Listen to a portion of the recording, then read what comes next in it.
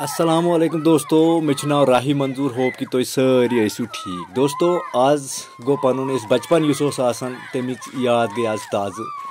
तो ये ती लकट पे योर गामस कुन पंज वसान यानी मंकीज तुम वुन डुन कुलिस पे यह पंज तो यम गामन कुन वसान पे पत लाड़न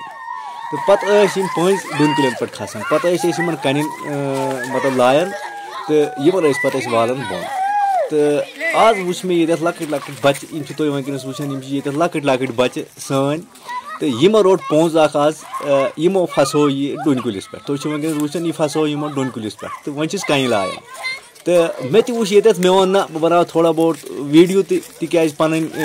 बचपन सोन तो सोन बचपन तमी आय गुजरियोमुत तो हावो बह हाव पन ऑडियंस वनस कि सोन बचपन गुजरियो अमी आय तो यह वीडियो बनाने मकसद यो कि तुहस बचपनस मज कम चीज गसन कमेंटन मज ग वन जरूरी तो वनस वुच बह यह पोंज वोत वनस बोन वुचो अमिस हे रटित किन अमिस क्या कहते पोंज वनस वसान तुम वुचान यह वोत वनस तेज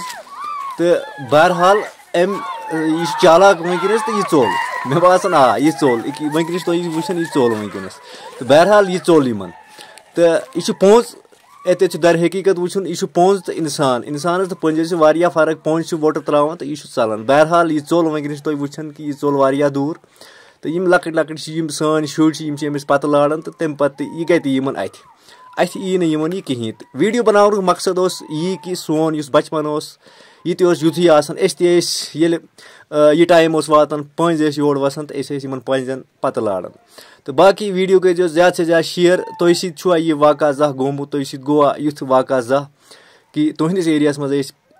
अमे आय पंज वसान पे तुम तिमन पत लाड़न तो वीडियो कर ज़्यादा से ज़्यादा शेयर बे कमेंट सेक्शन मज वन जरूरी बाकी वीडियोस बनाने खतर शुक्रिया।